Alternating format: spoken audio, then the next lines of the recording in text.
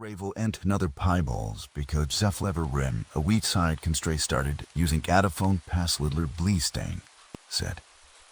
Katie Bellamy counted telephone poles whenever she rode her bicycle. She had started doing it because the road outside her family's house in Linden Gap, Texas, seemed longer when she was 8. 11 poles meant she had reached the cattle guard near the Harper's pasture. 17 meant the little bridge over Dry Creek. 23 meant she could see the white roof of the community hall, where her 4-H group met twice a month. Her mother, Denise Bellamy, knew this because Katie announced the numbers every time they drove the same road in the family station wagon. 17, she would say, from the back seat. Denise would glance in the mirror. 17 what? Poles. You counted them yesterday. They're still there today. Sethier left scene. She climbed his minute. Katie liked things that stayed where they were supposed to stay. Her pencils were arranged by length in a coffee can beside her bed. Her library books were stacked with the largest on the bottom. She kept horse stickers inside an old recipe box and refused to trade the ones with white markings on their foreheads because she considered those lucky. On the last morning anyone in her family saw her, she left the house wearing a yellow t-shirt, denim shorts, white canvas shoes, and a red windbreaker tied around her waist. Her brown hair had been pulled into 2 loose braids that were already beginning to fall apart. She pushed her purple Schwinn bicycle down the front steps and called through the screen door, and already Hiles, Beville, and Bansicle sounded down morn, where Kleisrup belayed, a rear linked Kleinmines. Lays 3 of the Bostone to the leaving to hid, that Moon hair willed out, at where in Hoos the life has swim treat out at one Huritz host. The Lochus were lost declined in hoping. I'll be back before lunch. Heiling winked was who's his Yordro power. Stave a blide and turned Helding down his fate herbs. Convridgerly get to their indowers, Hanlove schwim punning this phone. Nopely the morning, the great number appalled of this child. Helmet, Katie groaned. It was not really a bicycle helmet. In 1979, few children in Linden Gap wore one. Paul Bellamy had purchased a white plastic riding helmet after a neighbor's son suffered a head injury, and Katie hated it because it made her feel ridiculous. Denise pointed through the screen. Katie put it on. She pedaled toward County Road 6. The playing cards clipped to her rear spokes, making a rapid clicking sound. Denise watched until her daughter passed the first telephone pole. Then she returned to the Peaches. Less than 4 hours later, the bicycle would be gone. Katie would be gone, and for the next 18 years, almost everyone searching for her would be looking in the wrong direction. The Bellamy family, Catherine Elaine Bellamy, was born in 1971, the second child of Paul and Denise Bellamy. Everyone called her Katie. The Bellamys lived outside Linden Gap, a fictional West Texas town roughly 40 miles from Abilene. The community had fewer than 4,000 residents, 1 grocery store, 2 gas stations, 3 churches, a feed cooperative, a small clinic, and a sheriff's substation that served much of rural Dunbar County. Paul managed Bellamy Feed and Supply, a business his father had opened after the Second World War. Denise kept the books, ordered household supplies for, and spent afternoons helping at the elementary school library. Their older son, Owen, was 13 in 1979. Owen and Katie were close enough to defend each other from outsiders and distant enough to fight over almost anything inside the house. He hid her horse stickers. She moved the tuning knobs on his radio. He complained when she followed him to the creek. She cried whenever he left for weekend baseball tournaments without her. But when Katie was afraid during thunderstorms, she slept on the floor beside Owen's bed. Their father was the stricter parent. Paul believed children needed chores, schedules, and consequences.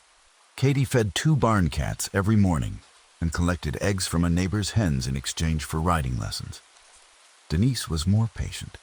She understood that Katie's quietness could be mistaken for obedience. In reality, the girl simply argued internally before deciding whether resistance was worth the effort. Katie had recently joined the junior sewing group at the Linden Gap 4-H Club. She was not particularly good at sewing. The first pillowcase she made had one side almost 2 inches longer than the other. She took it home proudly and placed it on her own bed so no one else would have to use it. On Saturday, October 13, 1979, the group was meeting to finish fabric squares for a county exhibit. The community hall stood a little more than 2 miles from the Bellamy house. Katie had ridden there alone before. The route was rural, but familiar, with open fields on both sides, and only one section where the road curved sharply around a stand of mesquite trees. Paul was already at the feed store that morning. Owen had gone fishing with 2 friends. Denise told Katie to telephone from the hall if the weather changed, or if the meeting ended early. It was the kind of instruction a parent gives because saying something feels safer than saying nothing. No one in the Bellamy family believed the ride was dangerous. That belief would later become one of the heaviest burdens Denise carried. That family, retirely unwork, Denise at Verpoordline, who Anarch Townins right to, of on the Harp town, there that return Foiler too, a small town with long memory. Linden Gap was the kind of place we can compone the nose it be closed face that and a leaply place with paying up from rivers. Within Gap, ebony purity for out. Other divide grew entity distined a refitcased, and later resist, and so divide reside each other that his rim muntun. Pushing the tide line was the kind place where people recognized vehicles before they recognized driver. A blue Chevrolet with a dented rear quarter panel belonged to the Watkins family. A green Dodge with a white camper shell belonged to Reverend Sloan. The sheriff's department used cream-colored Plymouth patrol cars with brown doors and a gold county emblem. Children knew those cars too. Deputy Malcolm Reese had worked the western half of Dunbar County for almost 12 years. He was 39, tall, broad through the shoulders, and usually wore mirrored sunglasses, even on cloudy days. His wife, Patricia, taught 2nd grade. They had 2 teenage daughters. Reese was not considered frightening. He coached youth baseball for several seasons, directed traffic during school events, and sometimes stopped at Bellamy Feed and Supply for coffee. Katie knew him well enough to wave. Paul trusted him enough to extend store credit when the deputy's pickup needed a new battery. That familiarity mattered later. So did another fact most residents did not know. Reese had been warned twice by Sheriff Milton Cray about drinking while on duty. Neither warning was placed in his formal personnel file. Cray believed discipline should remain inside the department whenever possible. Reese was a capable deputy, popular with ranchers, and politically useful. In the summer of 1979, Reese had begun telling friends he intended to run for sheriff when Cray retired. A public scandal could end that ambition. A collision involving a child could end more than that. But on the morning Katie rode toward the 4-H hall, no one was thinking about Malcolm Reese. The important person in Denise Bellamy's mind was her daughter, and the only deadline was lunch. The 4-H meeting, 11 children attended the sewing session that morning. Their volunteer instructor, Marlene Foster, later reconstructed Katie's final hours, many times for investigators. Katie arrived at 9:17. She was 9 minutes late because the chain on her bicycle slipped near Dry Creek. Her hands were greasy from putting it back into place. Marlene sent her to wash before touching the fabric. Katie worked beside her friend Lisa Harrow, an 8-year-old from a ranch north of town. They spent most of the morning trying to sew blue triangles into a pattern that was supposed to resemble a windmill. At 11:35, Marlene opened a box of cookies. Katie ate 2 and wrapped a third in a paper napkin for Owen. That detail stayed with Denise for decades. People later constructed theories in which Katie secretly planned to run away, meet someone, or disobey her parents. The cookie made those theories feel absurd. A child planning to leave home forever did not save her brother a cookie for lunch. The meeting ended shortly after noon. Several parents arrived in cars. Lisa's mother offered Katie a ride because clouds were gathering in the west. Katie declined. She said she wanted to ride.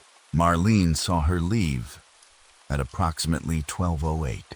A 10-year-old boy named Daniel Price remembered riding beside Katie for part of the route. At the intersection with Miller Cutoff, Daniel turned toward town. Katie continued west. He saw a sheriff's patrol car approaching from behind them. Daniel moved onto the shoulder. The patrol car passed him. He later said the deputy inside lifted one hand in greeting. Daniel believed the driver was Malcolm Reese. At the time, he did not consider the observation important. Everyone knew Deputy Reese. Daniel watched the patrol car continue around the curve. Katie's purple bicycle disappeared behind the mesquite trees a few moments later. That was the last confirmed sighting of her alive. Lunch gets cold. Denise finished the peach pie at 12:20. She placed Katie's plate on the kitchen table and poured iced tea into 3 glasses. Owen arrived shortly before 1, sunburned and carrying no fish. He asked where Katie was. Denise looked at the clock. The 4-H meeting should have ended almost an hour earlier. She tried not to react. Children stopped to talk. Bicycle chains slipped. Katie might have gone to Lisa's house without permission. Denise called the foster home. Marlene answered. Katie had left at noon. Denise then telephoned Lisa Harrow's mother. Katie was not there. By 1:15, Owen was riding his own bicycle toward the community hall. He found no sign of his sister. At 1:32, Denise called Paul at the feed store. Paul later remembered the exact way she spoke. Not frightened, not yet. Annoyed. Katie's late. Paul asked how late. More than an hour. Did Owen check? He's checking now. Paul told an employee to watch the store and drove home. Along the way, he slowed at every ditch. At the Miller Cutoff curve, he stopped. The shoulder showed tire tracks, but dozens of vehicles used the road. He called Katie's name. Nothing answered. At 2:07, Paul Bellamy telephoned the Dunbar County Sheriff's Office.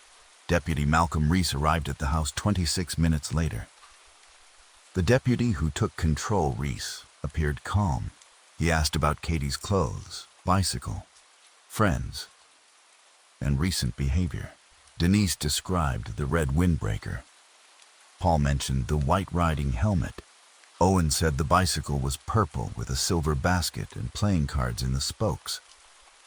Reese wrote everything in a small notebook. Then he asked a question that angered Paul. Any chance she's mad at you? No. Kids sometimes decide they're teaching their parents a lesson. She's 8. I understand. No, you don't. Reese did not respond.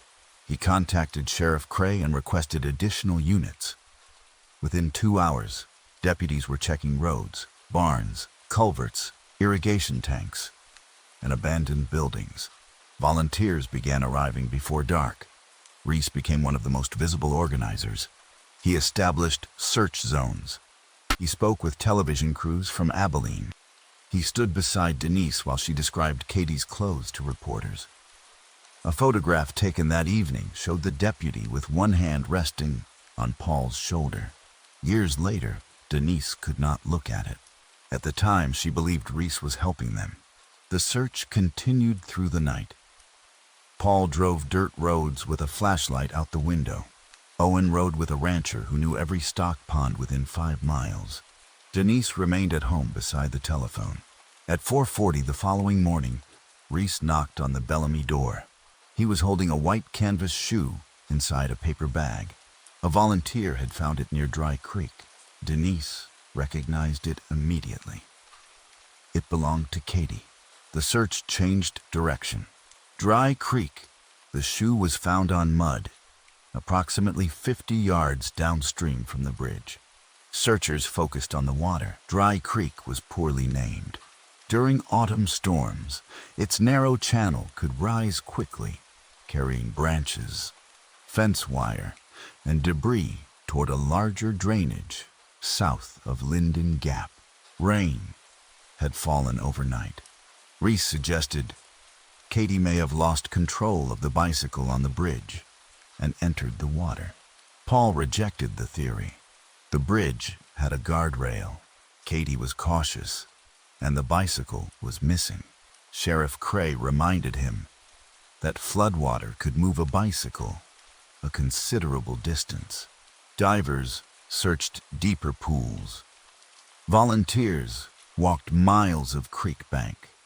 Aircraft flew low over the drainage. Nothing else belonging to Katie was found. A tracking dog brought from Fort Worth smelled the shoe and followed a scent trail toward the bridge. Then the dog turned away from the water and moved east along the road. Its handler noted the result. Reese said traffic contamination made the trail unreliable. The report was filed. The creek continued to dominate the investigation because it offered a physical object people could understand. A shoe beside water suggested accident. The absence of a body suggested current. The problem was that the shoe had not reached the creek naturally. 18 years later, investigators would conclude it had been placed there. But in October 1979, the planted shoe accomplished exactly what it was meant to accomplish. It moved hundreds of searchers away from where Katie had actually gone. The man in the tan van. 3 days after the disappearance, a witness contacted police about a tan Ford van. The witness, Charlene Moss, worked at a convenience store on Highway 18. At approximately 12:30 on the day Katie disappeared, she saw a tan van traveling west. The driver was a young man with long dark hair. Charlene later saw a photograph of 22-year-old Troy Naylor and believed he resembled the driver. Troy lived 20 miles away. He repaired farm equipment, moved frequently between temporary jobs, and had been arrested twice for public intoxication. 2 years earlier, he had been questioned after exposing himself near a college parking lot. He was never convicted in that case. Police searched his van. They found rope, work gloves, a folding knife, and several children's comic books. Troy said the comics belonged to his niece. His sister confirmed that explanation. He denied being near Linden Gap. A fuel receipt placed him in Abilene around 10 that morning, but investigators could not account for his time between 11 and 3. News of his police record spread. Within days, people who had never met Troy described him as dangerous. A woman reported seeing him watching children at a park. Another claimed he once offered a girl a ride. Neither allegation could be verified. Troy took a polygraph test and produced what the examiner called significant reactions to questions about Katie. He became the public face of suspicion. Malcolm Reese encouraged reporters to focus on the van sighting while emphasizing that Troy had not been charged. The distinction barely mattered. Paul Bellamy became convinced Troy had taken his daughter. For years, that conviction protected the person who actually had. The first confession. The case attracted people who wanted attention.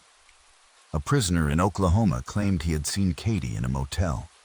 A woman in New Mexico said her neighbor had recently returned with a child matching Katie's description. A truck driver reported a girl in a red jacket at a rest stop near Amarillo. Every lead required time. Most ended quickly. One did not. In November, a 26-year-old drifter named Raymond Cale walked into a police station in Lubbock and said he had killed a girl outside Linden Gap. He knew Katie had been wearing a red jacket. That information had been public. He said he threw her bicycle into a cattle pond. Deputies searched the pond and found nothing. Cale then changed the location twice. Eventually, investigators determined he had been in Louisiana when Katie disappeared. The false confession devastated Denise. Until then, she had maintained the belief that Katie might still be alive. Listening to reporters discuss burial sites and bodies forced a different possibility into the house. She stopped answering the telephone. Owen began doing it instead. Paul grew more aggressive with deputies. He accused Sheriff Cray of incompetence and demanded that Troy Naylor be arrested. Cray refused without evidence.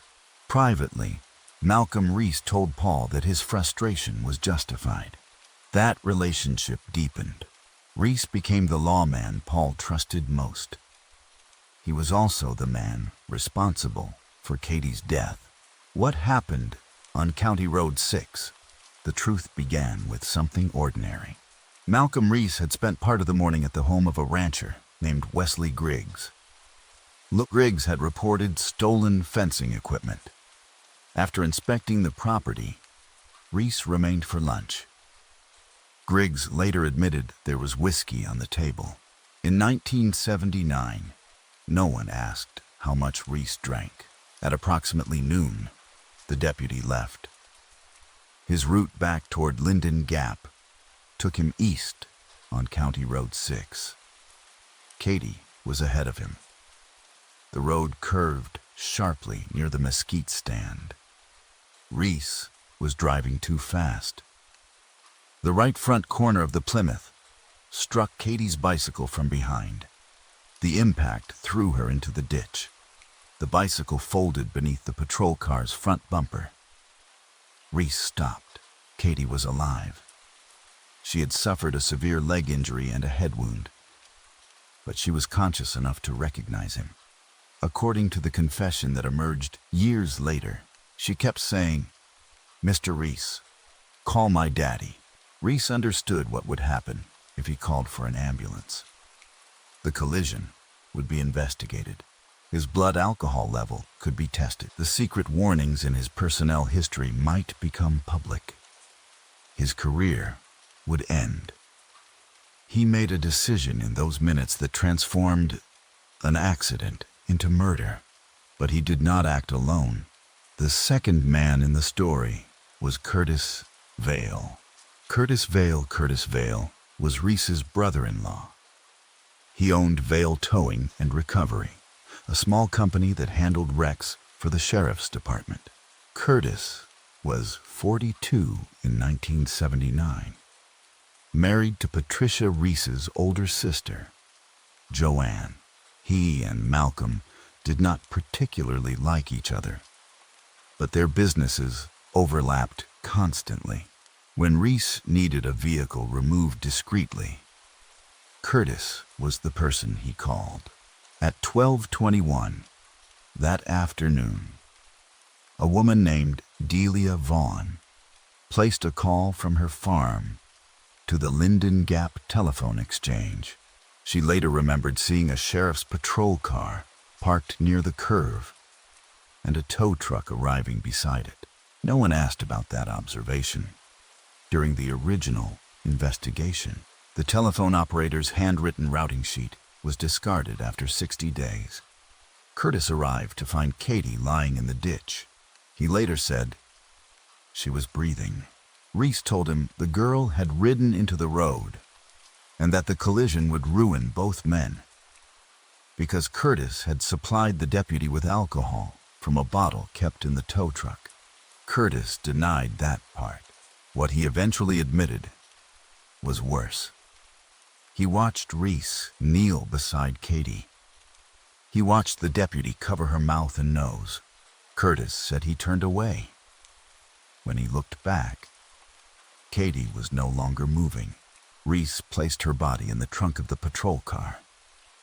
Curtis loaded the damaged bicycle onto his tow truck. They drove west, the Miller Caliche pit 9 miles from the Bellamy house, an abandoned caliche excavation, cut into low scrubland behind the Miller Ranch.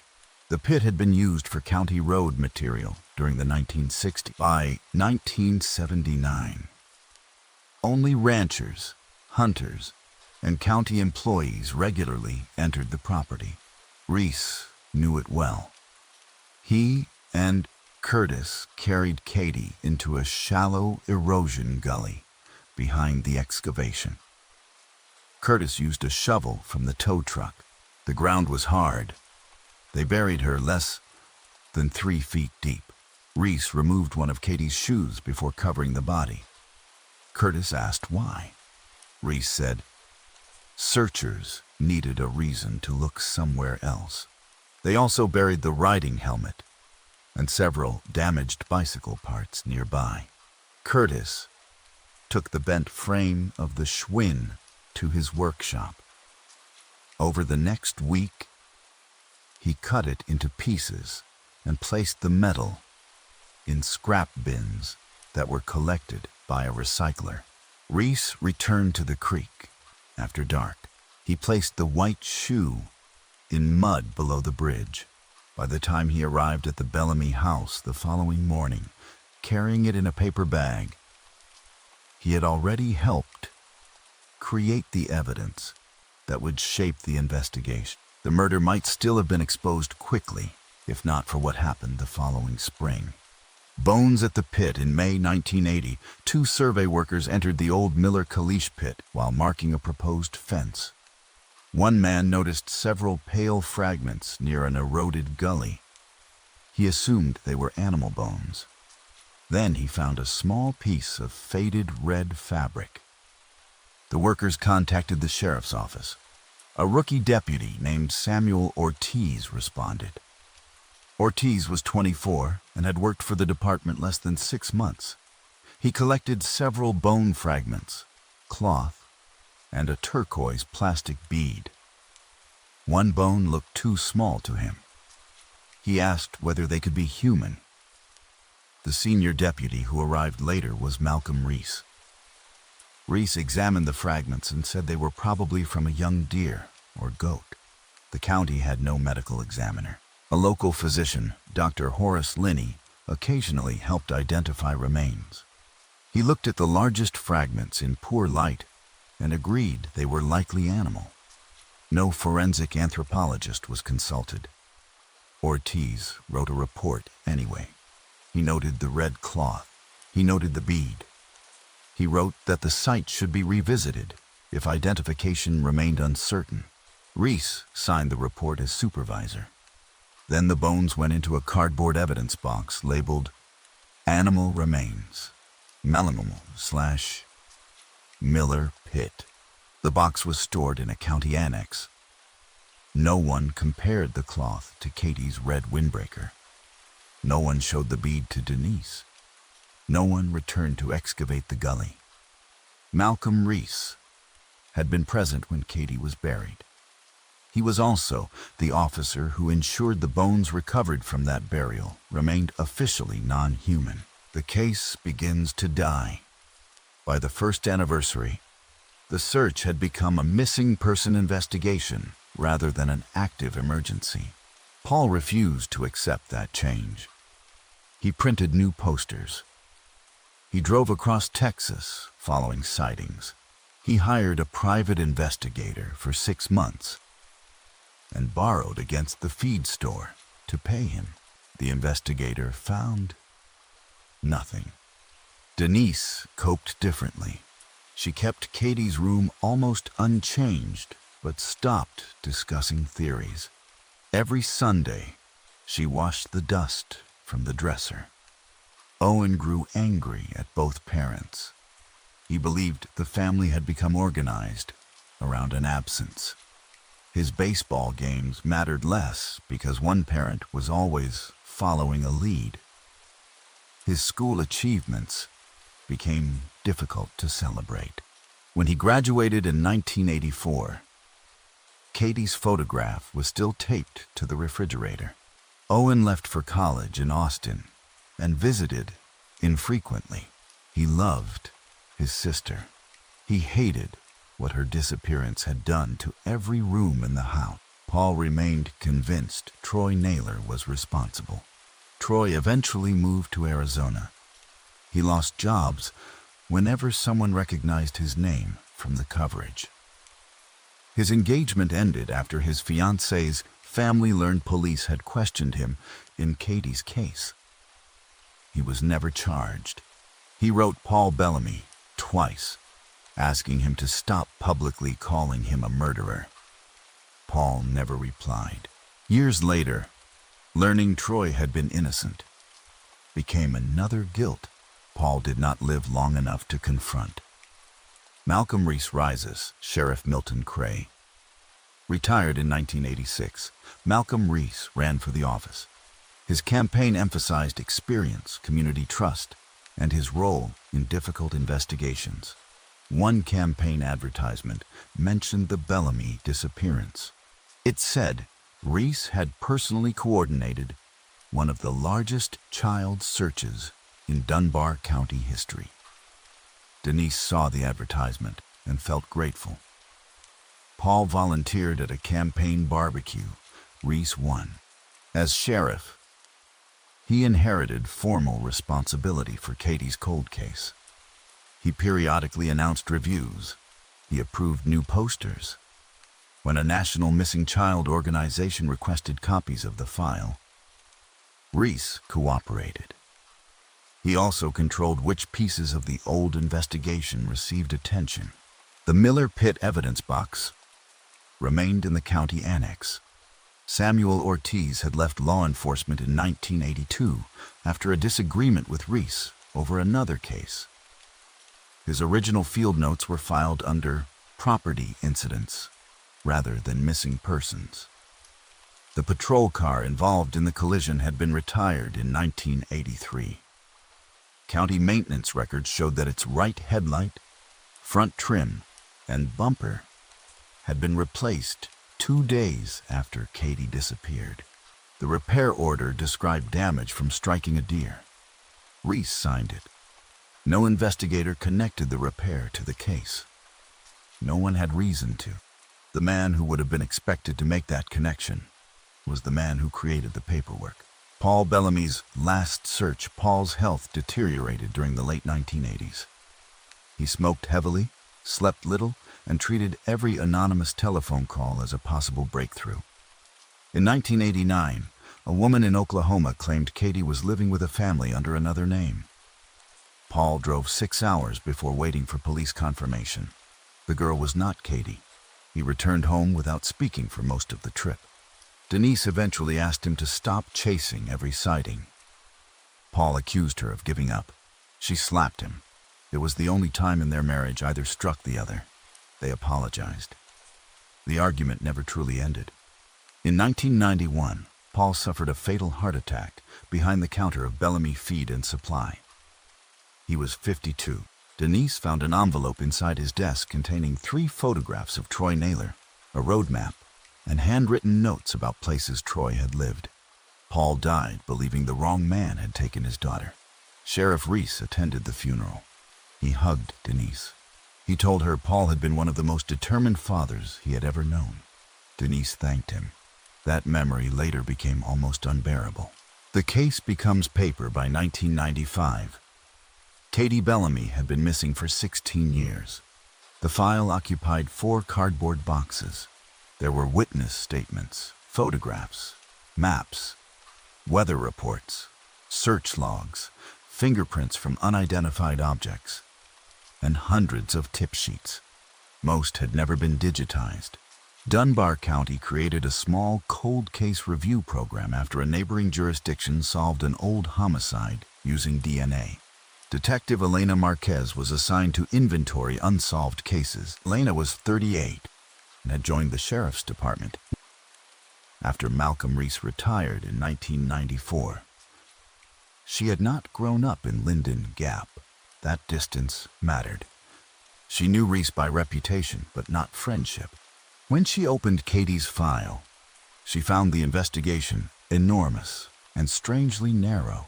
Hundreds of pages concerned Troy Naylor. Far fewer concerned other adults known to be on County Road 6. Elena created a timeline. She noticed scratch Daniel Price's 1979 statement about the sheriff's patrol car. She found the dog handler's note that the scent trail led away from Dry Creek. She found the repair record for Reese's cruiser. None proved anything. Together, they made the original accident theory less secure.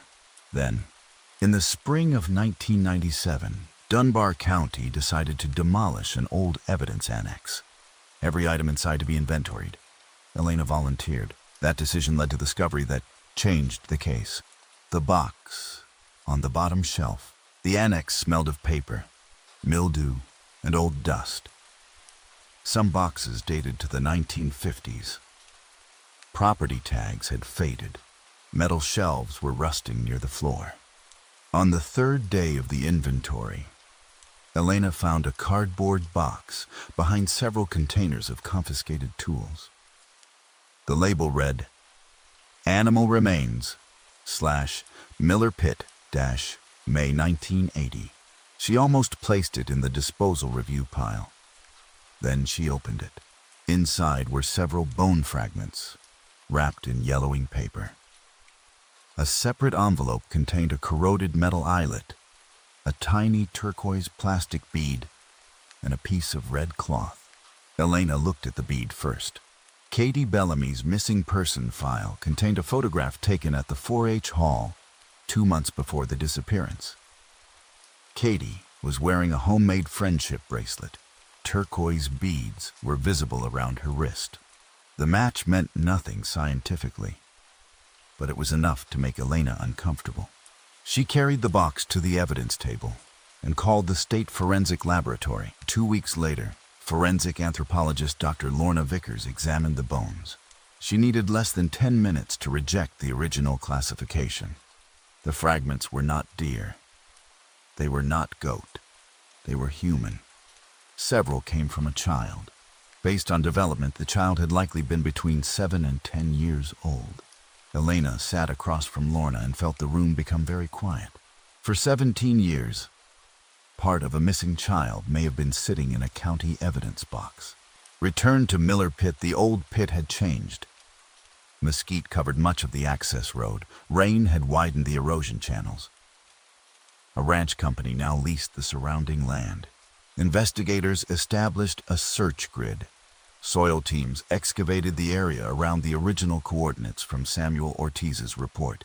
On the second day, they found more bone, then a small rusted zipper, a fragment of white canvas, a metal buckle. By the end of the week, forensic specialists had recovered enough remains to establish that the child had been buried at the site. Animals and erosion had scattered parts of the skeleton. The skull showed damage, but weathering prevented immediate conclusions about trauma. One recovered tooth offered potential DNA. Denise Bellamy was contacted before the media learned of the search. Elena visited her house personally. Denise was 61. Katie's room no longer remained untouched, but a small framed photograph sat on the hallway table. Elena explained that child remains had been found. Denise did not ask where. Her first question was, "How long have you had them?" Elena hesitated. Some fragments were collected in 1980. Denise stared at her. In 1980? Yes, you had her. We don't know yet if they're Katie, but you had a child. Yes. Denise stood and walked into the kitchen. She placed both hands on the counter. For the first time in years, she looked less like a mother waiting for news, and more like a woman discovering that news had been withheld by accident, negligence, or something worse. The wait for identification. The weeks after the recovery were harder for Denise than the years immediately before it. For the first time, science had placed a deadline on uncertainty. The laboratory needed time to clean the tooth, select a section of dense bone, and attempt DNA extraction from material exposed to years of heat, rain, and soil.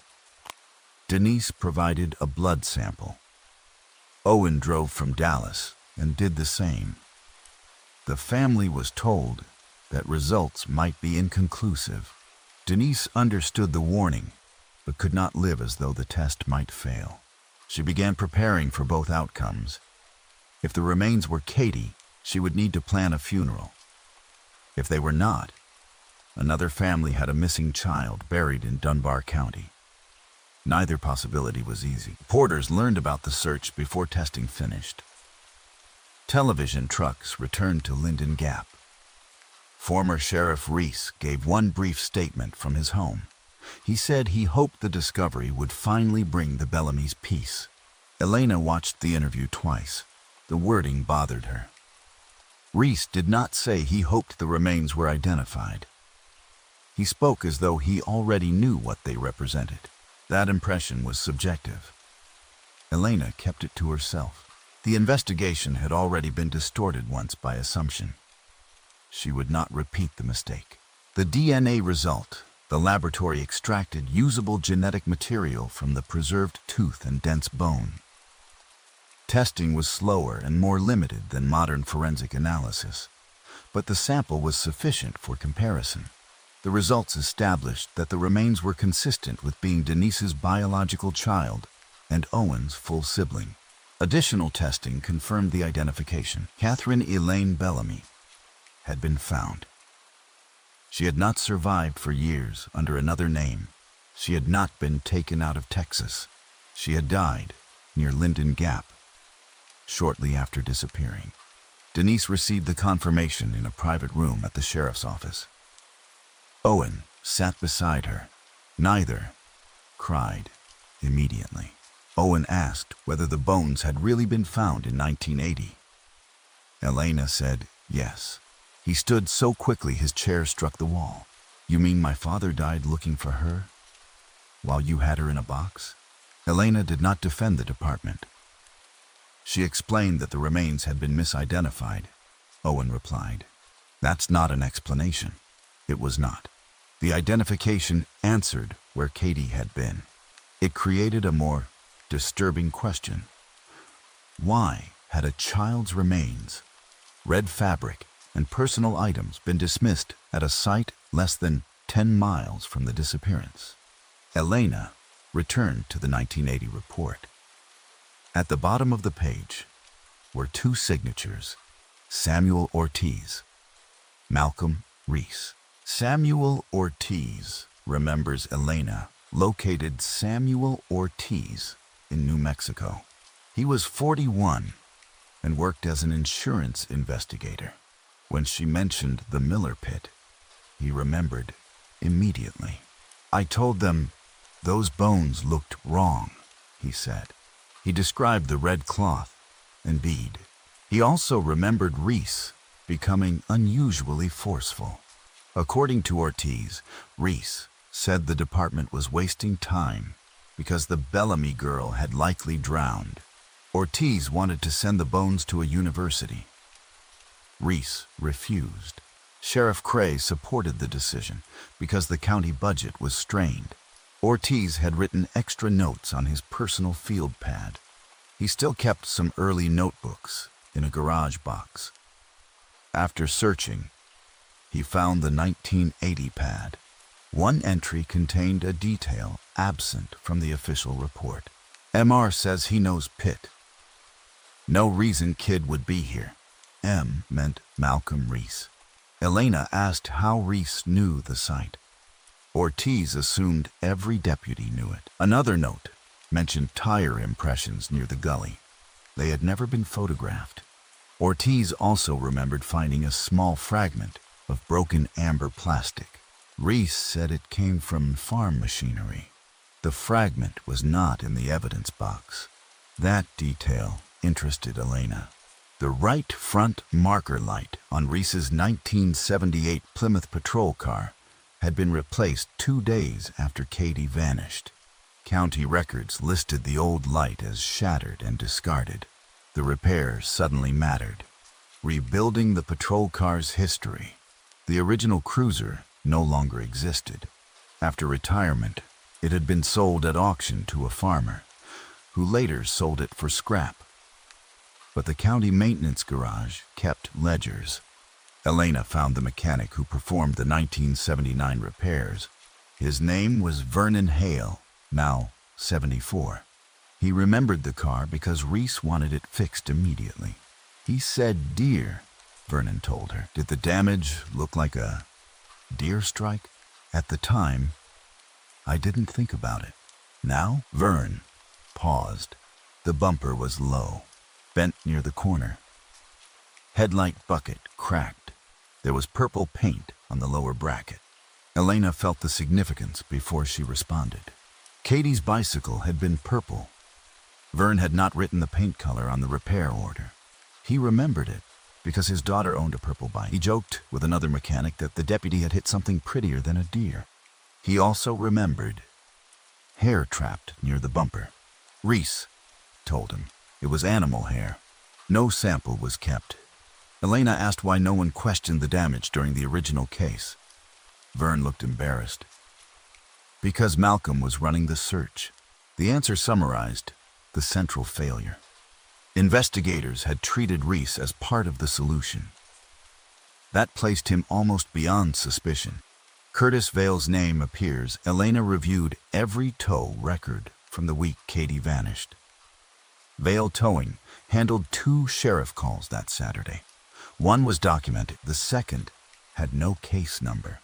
A ledger entry written by Curtis Vale listed County Assist-CR6 and a charge for 45 minutes of work. The payment was later crossed out. The sheriff's office never paid it. Elena tracked Curtis to a small town near San Antonio. He was 60 and in poor health. His wife, Joanne, had died. Curtis initially denied remembering the entry. Elena showed him the copied ledger. He said it could have referred to almost anything. She mentioned Miller Pit. His hands began shaking. Elena did not accuse him directly. She told him Katie's remains had been identified. Curtis looked toward the window. I wondered if they'd ever find that place again, he said. The statement was enough to change the interview. Curtis requested an attorney. 2 days later, through counsel, he offered to cooperate in exchange for consideration on any charges connected to concealment. Prosecutors faced a difficult decision. If Curtis had helped after a murder, he was criminally responsible for serious offenses. But he was also the only living witness who could explain what happened on County Road 6. They agreed to hear him. His account turned the cold case into a homicide investigation against a former sheriff. Curtis tells the story. Curtis began with a telephone call. Malcolm Reese contacted him shortly after noon on October 13, 1979. Reese sounded panicked. He told Curtis he had hit the Bellamy kid. Curtis drove to the curve. The bicycle was beneath the patrol car. Katie lay in the ditch. Curtis said he wanted to call an ambulance. Reese refused. The deputy smelled strongly of alcohol. Katie was conscious enough to speak. Reese told him to stop. Then Reese knelt beside Katie. Curtis looked away because he understood what was about to happen. He later told investigators that cowardice was the most accurate word for what he did. He did not kill Katie. He also did not stop the man who did. Afterward, Reese said there was no way back. They concealed the body at Miller Pit. They dismantled the bicycle. Reese planted the shoe. Curtis admitted helping clean the patrol car. and remove small pieces of bicycle metal from the bumper. He also explained why only partial remains were found in 1980. The burial had been shallow. By spring, animals and erosion exposed parts of the grave. When Reese learned bones had been discovered, he went to the site specifically to prevent proper identification. Curtis had known about that too. He remained silent. "Why?" Elena asked. Curtis looked at her. "First because I was scared of Malcolm, then because I was scared of prison. After enough years, I was scared of the truth, because it included everything I'd already chosen not to do. The detail only a participant could know." Prosecutors did not accept Curtis's statement simply because it fit the theory. They required corroboration. Elena asked him to describe the burial without seeing photographs from the 1997 excavation. Curtis said Katie was placed on her left side with the red windbreaker partly beneath her. He said Reese removed one shoe but left the other. He remembered the white riding helmet cracking when he threw soil over it. He also said a small silver bicycle bell had broken from the handlebars and fallen beside the grave. The 1997 excavation team had recovered a corroded circular metal object that had not yet been identified. A bicycle historian examined it. It was consistent with a child's handlebar bell sold in the late 1970s. Curtis then described a distinctive tear in the windbreaker near the right pocket. Denise had reported that tear to police in 1979 because she had planned to repair it. The detail never appeared in newspaper. Curtis knew where the shoe had been planted and described the exact muddy shelf below the bridge. He also described Reese placing the evidence inside a brown grocery sack before transferring it into an official paper bag the next morning. The accumulation convinced investigators he had been present. The remaining question was whether he was telling the truth about who actually killed Katie. That question would be tested against Malcolm Reese himself. Malcolm Reese. Reese had retired as sheriff 3 years earlier. He lived outside Linden Gap on 6 acres with Patricia. At 67, he remained active in local civic groups and attended police retirement dinners. When investigators arrived, he greeted them politely. He denied Curtis's account. He said his former brother-in-law was a liar, seeking immunity. He admitted drinking at Wesley Griggs's ranch, but claimed it was a single beer. He admitted driving County Road 6. He said he never saw Katie. The patrol car damage came from a deer. He called Curtis later that day for an unrelated tow. He had no explanation for why the tow ledger placed Curtis on County Road 6. Elena asked about the Miller pit bones. Reese said, "The doctor classified them as animal." You agreed. "I'm not a doctor. You prevented Deputy Ortiz from sending them for further analysis." "I don't remember that." "You signed the report." "I signed hundreds of reports." Elena then mentioned the purple paint, remembered by the mechanic. Reese's expression changed only slightly. "That was 18 years ago." "Yes, people remember things wrong," Elena agreed. Then she placed a photograph of Katie on the table. Reese did not look at it. That behavior was not evidence, but it told Elena the interview was over. Investigators obtained a warrant for Reese's property. They did not expect to find physical evidence after 18 years. They found something. Anyway, the locked cabinet. Inside a workshop behind Reese's house, investigators discovered a metal filing cabinet. Most drawers contained tax records, campaign material, and old sheriff documents. One drawer was locked. Reese claimed he had lost the key. Officers opened it. Inside were case clippings about several major incidents from his career. Katie's disappearance occupied a thick folder. Keeping articles about a famous case was not unusual for a lawman. The contents were: Reese possessed a copy of the original Miller Pit property map, with an X drawn near the erosion gully. That map had never appeared in Katie's missing person file. He also had one of Paul Bellamy's early reward posters. On the back, in Reese's handwriting, were telephone numbers for Curtis Vale and Wesley Griggs. The most important item was a small Polaroid photograph. It showed the front right side of the 1978 Plymouth patrol car. The bumper had been removed. The photograph was dated October 14th, 1979. No official reason existed for Reese to keep it privately. A dark smear was visible near the lower fender. Modern enhancement could not establish what the smear was, but the photograph contradicted Reese's claim that he had little involvement with the repair. He had documented the damaged vehicle himself the day after Katie vanished.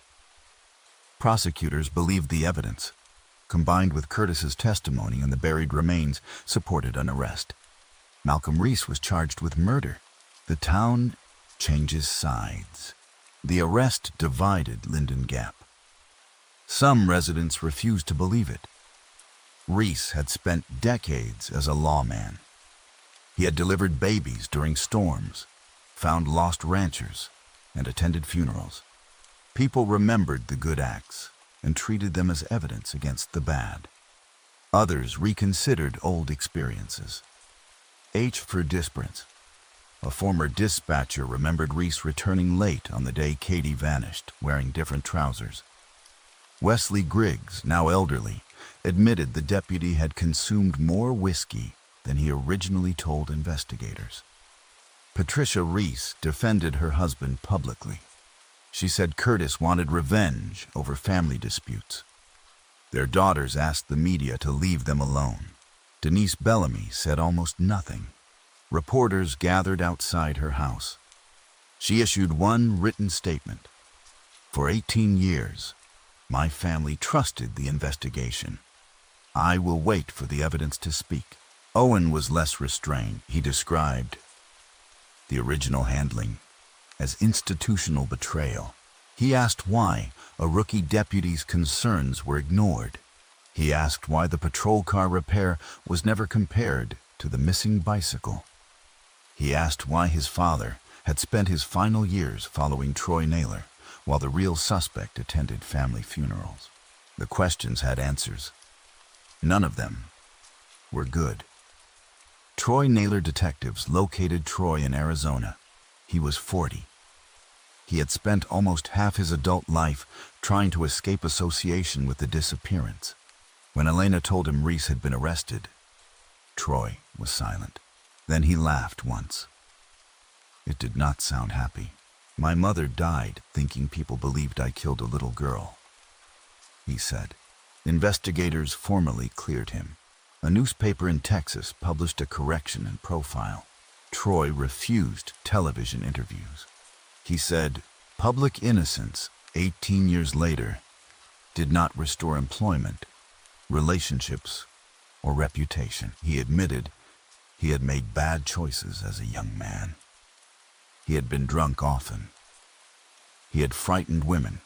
He had lied to police about where he was because he feared being arrested for driving without a valid license. Those facts made him an easy suspect. They did not make him a murderer. Paul Bellamy had publicly accused him for years. Denise wrote Troy a letter. She apologized for her family's role in the accusations. Troy replied with 2 sentences. I know you were looking for your daughter. I wish the people paid to look had looked at the right man. Denise kept the letter. She never disagreed. The trial, Reese's trial, began in 1999 after extensive pretrial hearings. The defense attacked Curtis Vale as a self-serving accomplice. They emphasized the lack of complete remains, the lost patrol car, and the 18-year delay. They argued Curtis had accidentally struck Katie himself and blamed Reese. Prosecutors built the case through accumulation. Daniel Price had seen Reese's patrol car following Katie. The county repair record documented damage immediately afterward. Vernon Hale remembered purple paint. Curtis's tow ledger placed him on County Road 6. Katie's remains were buried at a site Reese knew and later helped classify incorrectly. The missing shoe was found only after Reese had access to the body. Curtis knew non-public details about the burial and bicycle. Reese kept a private photograph of the damaged patrol car and a marked map of the grave area. Samuel Ortiz testified that Reese resisted further examination of the bones in 1980. The defense argued every fact had an innocent explanation. The prosecution asked jurors to consider how many innocent explanations could occupy the same case before coincidence stopped being reasonable. Curtis's testimony was the emotional center. He described Katie asking for her father. Paul Bellamy was dead and could not hear it. Denise sat without moving. Owen looked down. When Curtis described Reese covering Katie's mouth, Denise left the courtroom. She returned before cross-examination. The verdict. The jury deliberated for 2 days. Malcolm Reese was convicted of murder. Because the crime occurred in 1979, sentencing followed the law applicable to the offense. He received a lengthy prison term. Curtis pleaded guilty to charges related to concealment and obstruction under an agreement reflecting his cooperation and the legal limitations created by time. Many residents believed his punishment was too light. Denise did not publicly argue for a harsher sentence. She said prison could not produce the outcome she wanted. Katie could not return. Paul could not learn the truth. Owen could not recover his adolescence.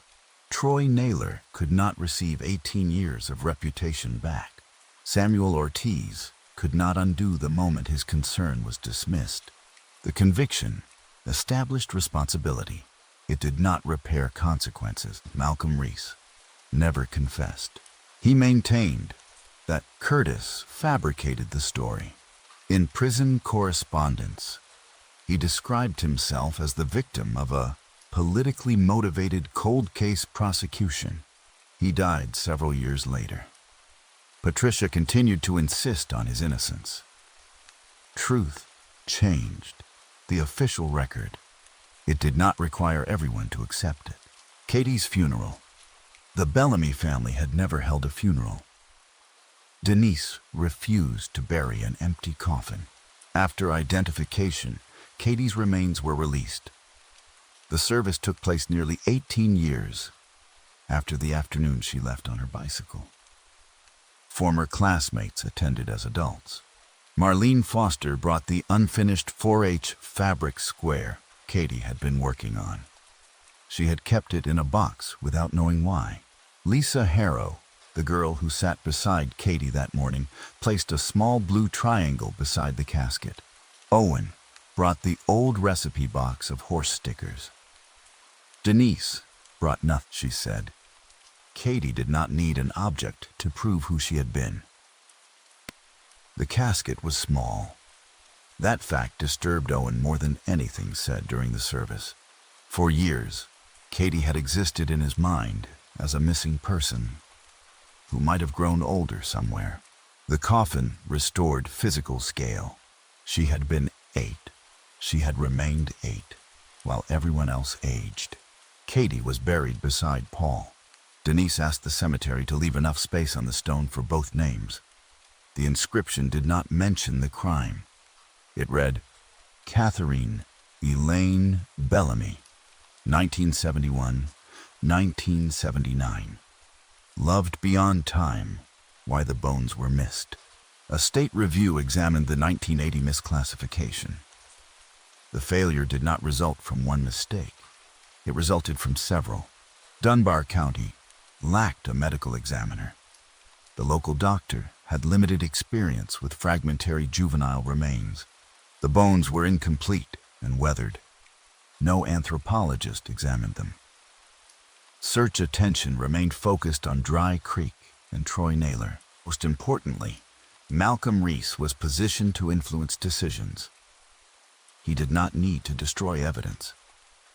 He only needed to encourage the explanation people already preferred. Animal bones. Unrelated cloth. No reason to spend money on experts. The box then became invisible through classification.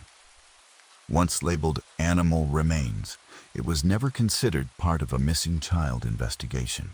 Elena later described that as the most frightening lesson of the case. Evidence does not always disappear. Sometimes it remains exactly where authorities put it. The error lies in the name written on the box. For 17 years, Katie's remains had an incorrect name.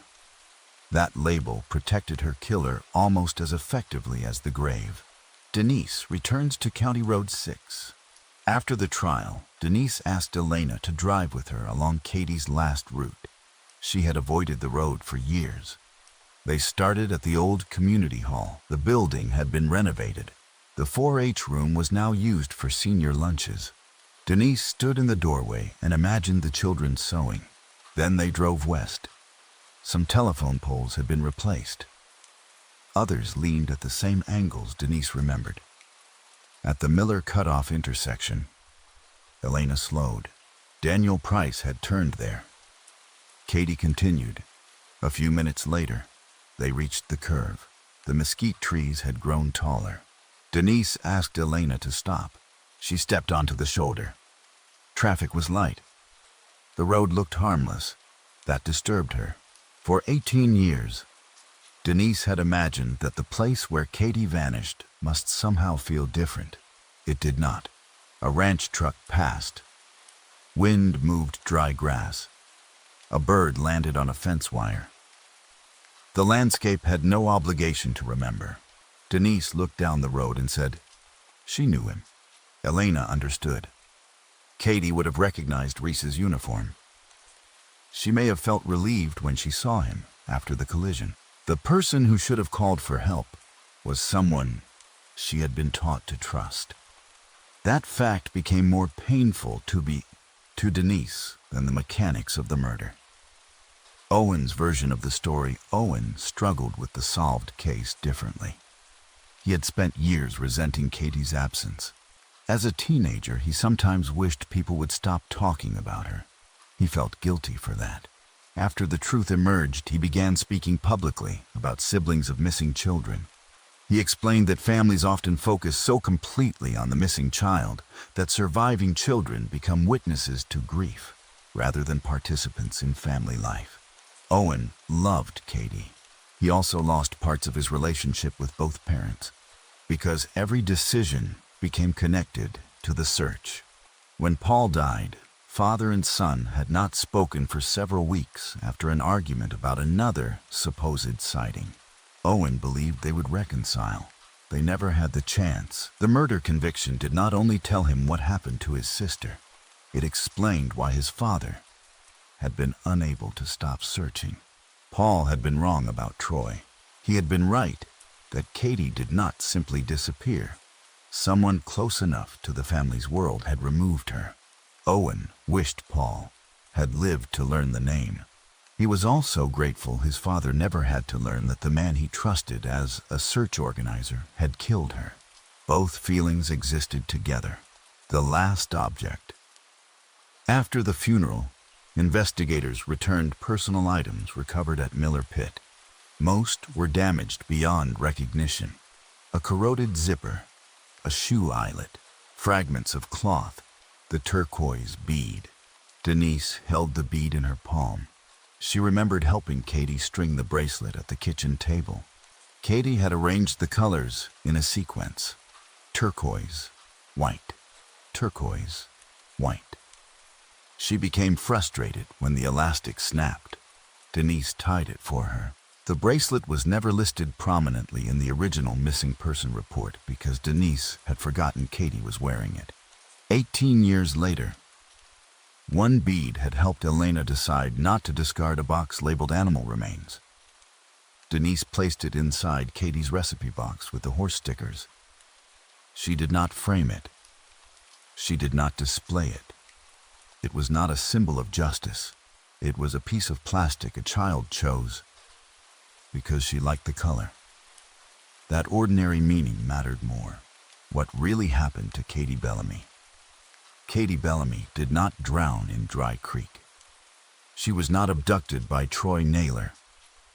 She did not run away.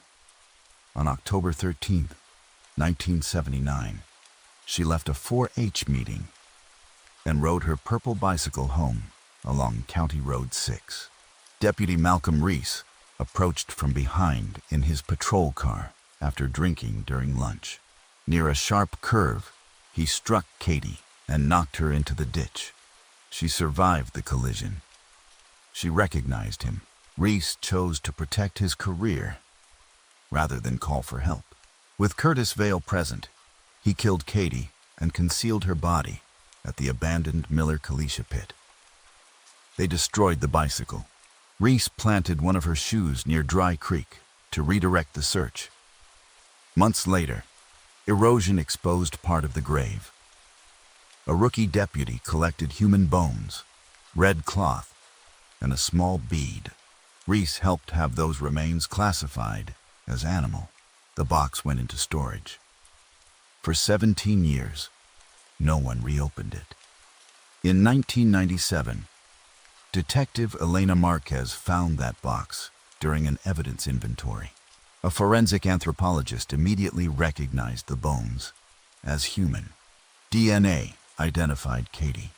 Old repair records, witness statements, the tow ledger, Curtis Vale's confession, and evidence from Reese's home established what happened. The most shocking discovery was not simply that Katie had been dead. It was that authorities had possessed part of the answer. Since 1980, her father searched until his own death, while his daughter's remains sat on a county shelf under the wrong label. The man responsible helped lead the search. He later became sheriff, and the false evidence he planted shaped public belief for nearly 2 decades. The telephone poles. Denise remained in Linden Gap after the case ended. She eventually sold the family house, but she did not leave Texas. For years, she could not pass the old 4-H hall without thinking about Katie's final morning. Later, the memory changed. She began remembering the smaller things: the crooked pillowcase, the horse stickers, the cookie wrapped for Owen, the playing cards clicking against bicycle spokes, the telephone poles. One afternoon, long after the trial, Denise drove County Road 6 with Owen. Neither mentioned the case. At the first pole, Owen quietly said, "1." Denise looked at him. At the second, she said, "2." They continued. Some poles were new and did not stand exactly where the old ones had.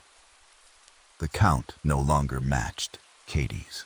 At 17, they crossed Dry Creek. At 23, the community hall appeared in the distance. Denise smiled once. Then they drove past. For 18 years, the Bellamy family had been asked to define Katie through her disappearance.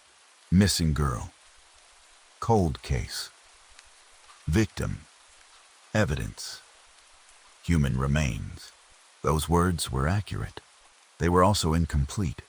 Before anyone searched a creek, accused a stranger, mislabeled bones, or opened a dusty evidence box, Katie Bellamy had been an 8-year-old girl who counted telephone poles because she liked knowing where she was. On her last ride home, she knew the road. She knew the uniform behind her. What she could not know was that the person wearing it would choose himself over her life. The case was eventually solved. Malcolm Reese was convicted. Katie was buried beside her father, but no verdict returned the 18 years spent searching. No DNA result allowed Paul Bellamy to hear the truth. No apology repaired Troy Naylor's reputation or Owen's childhood. The discovery in 1997 gave the Bellamys an answer. It did not give them back what the answer had cost, and that was the final reality of the case. Katie had been missing for 18 years. The evidence had not.